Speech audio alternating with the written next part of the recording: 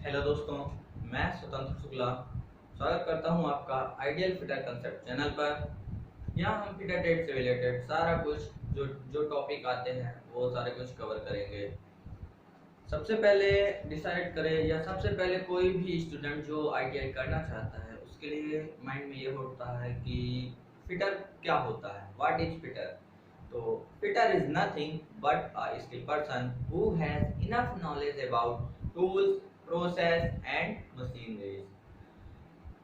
कुल मिलाकर कहा जाए तो फिटर एक वह प्रशिक्षित व्यक्ति है जिसे किसी भी उद्योग में प्रयोग होने वाली मशीनों, उनके द्वारा संपन्न किए जाने वाले ऑपरेशनों या संक्रियाओं और प्रयोग होने वाले टूल्सों की जानकारी होती है। सबसे पहले बात करें, आज का युग मशीनों का युग है। प्रत्येक इंडस्ट्री या उद्योग में कई तरह की मशीनें प्रयोग की जाती हैं। मशीनें जैसे कि आपका लेथ मशीन हुआ, ग्राइंडिंग मशीन हुआ, वेल्डिंग मशीन हुआ एंड ड्रिलिंग मशीन हुआ। ठीक, तो इन मशीनों के बारे में उसे नॉलेज होना चाहिए।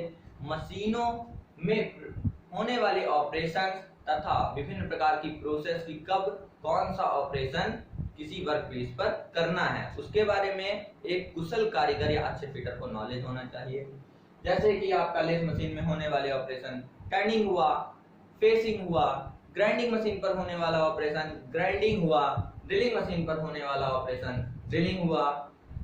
इसी प्रकार से जो कभी जैसे रॉ मटेरियल से एक फिनिश प्रोडक्ट बनाना है या आईटीआई में जो प्रैक्टिकल होते हैं उसके अकॉर्डिंग फिनिश जॉब बनाना है, तो उसमें जो भी प्रयोग किए जाते हैं टूल्स, उनमें जैसे आपके कैटेगरी में बांटा गया, 5 कैटेगरी में बांटा गया टूल्स को। आपका हुआ measuring tool, marking tool, checking tool, cutting tool and holding tool. तो ये जो टूल्स हैं इनके बारे में उसे जानकारी होनी चाहिए। मेजरिंग टूल जैसे आपका स्केल हुआ, रूल हुआ, vernier caliper, micrometer. Checking tool के अंतर्गत आपका आता है गेज हुआ, स्नैप गेज या रिंग गेज हुआ। मार्किंग टूल जैसे कि कोई भी मार्किंग हुआ, आपका मार्किंग करने के लिए जो टूल जैसे पंच हुआ, डिवाइडर हुआ। और कटिंग टूल जैसे कोई ऑपरेशन करने के लिए हम जिन टूल का प्रयोग करते हैं जो कि वर्क पीस से कुछ ना कुछ मटेरियल रिमूव करते हैं उसे हम कटिंग टूल बोलते हैं। जैसे आपका हुआ hacksaw, file, drill bit, reamer, grinding wheel या कि उसी को हम बोलते हैं एब्रेसिव व्हील। इसके बारे में नॉलेज होना चाहिए। हम जानते हैं कि मशीनें जब ऑपरेशन मशीनों में किया जाता है उसमें काफी सारे कंपन और झटके प्रोड्यूस होते हैं। इससे क्या होगा, वर्क पीस पर जो भी ऑपरेशन कर रहे हैं वो हमारा ऑपरेशन परफेक्ट नहीं होगा। इसके लिए क्या होता है, वर्क पीस को होल्ड करना जरूरी होता है। इसी तरह के कुछ स्पेशल या कि कहा जाए होल्डिंग डिवाइस प्रयोग किए जाते हैं। होल्डिंग डिवाइस के अंतर्गत आपका आया क्लैंप हुआ, वाइस है, जिग है एंड फिक्सचर्स है। अब आता है कि एक कुशल कारीगर या अच्छे फिटर को वर्क पीस के बारे में भी नॉलेज होना चाहिए। वर्क पीस आपका फेरस मेटल है या नॉन फेरस मेटल है, मतलब कि लौह धातु है या अलौह धातु है। इसी प्रकार से आपका मेटल है या नॉन मेटल है, मतलब प्लास्टिक है, लकड़ी है या फिर आपका मेटल यानी कि कोई भी धातु हुई, कॉपर है या कॉपर की प्लेट है। शीट मेटल के अंतर्गत सीआई यानी कि cast iron, GI galvanised iron, ये चीजें हुई। अब आता है कि किसी भी इंडस्ट्री में मशीनें जो है लगातार काम करती हैं। मशीनों के जो पार्ट्स हैं उनके आपस में क्या होती है, लगातार घिसावट होते हैं और टूट फूट बनी रहती है। इसे ओवरकम करने के लिए उसमें टाइम पर मेंटेनेंस किया जाता है। मेंटेनेंस के अकॉर्डिंग आपका आया, मेंटेनेंस में आता है आपका जैसे लुब्रिकेशन हुआ या कूलिंग हुआ। इसके बाद आता है मेंटेनेंस। यदि हमें करना है तो हमें चाहिए कि मशीनों की जो पार्ट्स हैं कभी भी खुल सके और कभी भी उन्हें ज्वाइंट करा जा सके, जिससे कि वह पुनः प्रचालन की स्थिति में आ सके।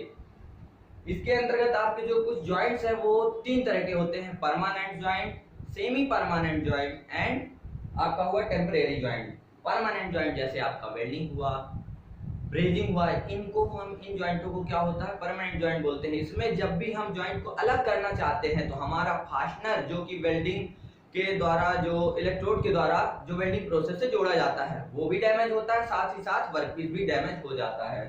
सेमी परमानेंट के अंतर्गत ये होता है कि इस जॉइंट को जब हम अलग करते हैं तो जो हमारा फास्टनर है, फास्टनर के अंतर्गत जो यूज करते हैं, जैसे आपका शोल्डर हुआ और रिवेट हुआ, ये क्या होते हैं, डैमेज हो जाते हैं, जबकि आपका वर्कपीस सेफ रहता है। इसी के साथ टेम्परेरी जॉइंट जो होता है, टेम्परेरी जॉइंट के अंतर्गत आता है आपका नट है, बोल्ट है, स्क्रू है। इससे क्या होता है, कभी भी हम दो पार्टों को मैच करा सकते हैं, मतलब जोड़ सकते हैं, और कभी भी इन दोनों को अलग कर सकते हैं हमारे जरूरत के अकॉर्डिंग।